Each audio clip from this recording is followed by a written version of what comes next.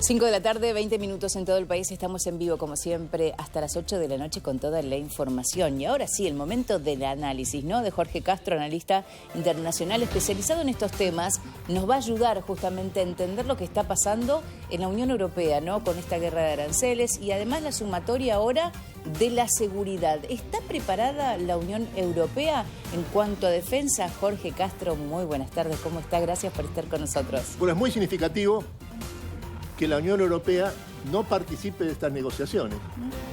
No obstante, el poderío militar que tienen sobre todo tres países, que son Francia, el Reino Unido y Alemania. El Reino Unido, además, y Francia son dos potencias nucleares. No tienen ninguna participación en este proceso de discusión para poner término a la guerra de Ucrania, lo que indica, de cierta manera, que la potencia militar europea es irrelevante respecto al conflicto de Ucrania, entre Ucrania y Rusia.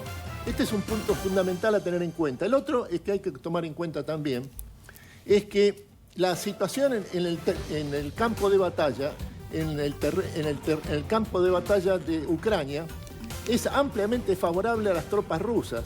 Y esto lo que hace es que el gobierno ruso le haya pedido, Vladimir Putin le haya pedido a Donald Trump que le transmita a sus aliados ucranianos cuáles son las condiciones en que se desarrolla en el campo de batalla la relación entre las fuerzas militares rusas y ucranianas, por una prácticamente derrota de las fuerzas ucranianas en el territorio de Kursk. Están completamente aisladas y ha comenzado una etapa de persecución de parte de las fuerzas rusas después de la orden que les diera ayer el presidente Vladimir Putin de terminar con la destrucción del contingente militar ucraniano en territorio de la Federación Rusa.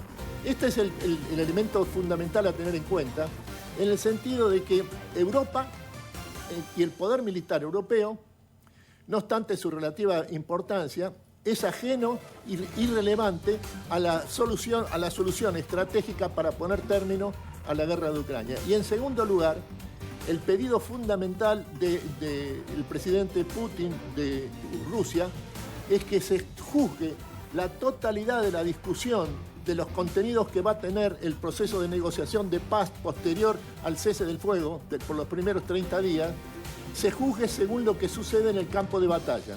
Y ahí lo que aparece es que a lo largo de los 1000 kilómetros de frente que separan y que enfrentan a Ucrania de Rusia, la iniciativa rusa está prácticamente en todos lados al mismo tiempo. Esta es la situación que permite señalar que en realidad, como lo dijo también el día de hoy el presidente de los Estados Unidos, Donald Trump, en la entrevista que tuvo con el nuevo secretario general de la OTAN, Rutte, el ex primer ministro de Holanda, lo que señaló Trump en el día de hoy es que ellos ya han hablado, Estados Unidos ya ha hablado con los ucranianos, esto es con Zelensky mismo, en el sentido de que hay algunas cosas que son posibles y otras que son imposibles para Ucrania en el proceso de negociación posterior al cese del fuego.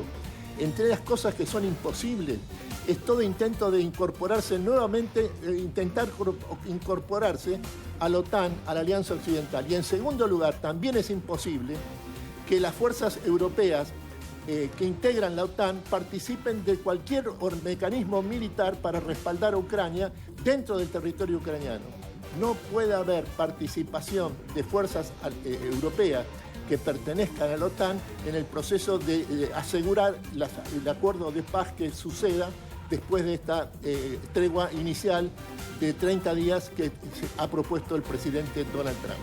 Perfecto. Este es un punto que deja excluidos del actual conflicto a tres fuerzas militares que son las más importantes de Europa. Queda excluida la presencia de las fuerzas militares francesas, integrantes de la OTAN, queda excluida la presencia de las fuerzas militares británicas, también integrantes de la OTAN, y por último quedan excluidas las fuerzas militares de la República Federal Alemana, también integrantes de la OTAN. Estos son los elementos fundamentales que conviene tomar en cuenta cuando el proceso de paz en la guerra de Ucrania, que ya dura más de 3 años, ha tomado la fase inicial, la fase final de este conflicto que ha ensangrentado Europa en los últimos 3 años.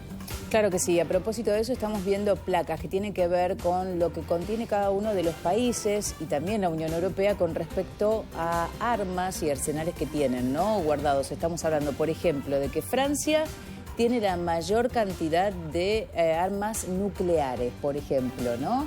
Es un número estimativo de cada uno de los países, tanto de la Unión Europea como también la contabilización de Rusia.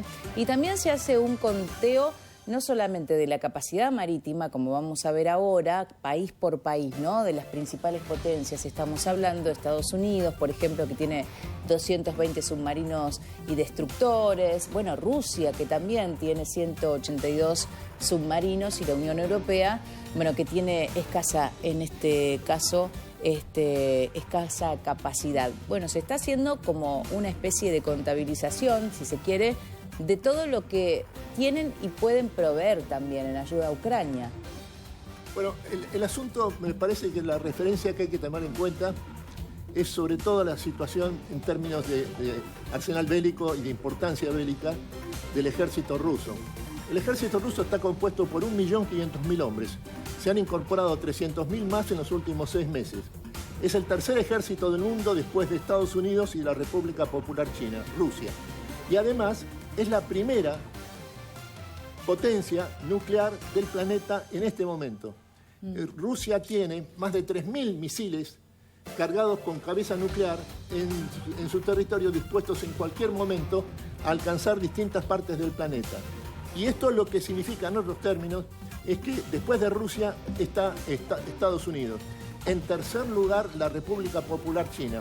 Y luego, tanto Gran Bretaña como Francia tienen fuerzas militares, fuerzas bélicas, que son escasamente disuasivas y que están prácticamente cumplen un papel exclusivamente de represalia. Esto es después de que ha sido destruida en una guerra nuclear su propia población y su propio territorio. Bueno, lo que podemos decir es que es difícil decirle que no a Putin, ¿no es cierto? Lo único que le puede decir que no a Putin es Estados Unidos, con Donald Trump a la cabeza. Si no fuera por la presencia de Estados Unidos y Donald Trump, no habría ningún impedimento para que el presidente Putin continuara su ofensiva contra el ejército ucraniano. No habría posibilidad alguna que el respaldo europeo frenara la potencia rusa. Bien, ahí estamos entonces con el análisis de Jorge Castro, analista internacional, para ayudarnos un poco a entender lo que está sucediendo en el mundo, ¿no? Porque por un lado tenemos que hablar de las fuerzas de seguridad y este conflicto que hasta el momento no tiene ningún cauce, ¿no? Solamente estamos claros de que 30 días sí habrá un alto al fuego.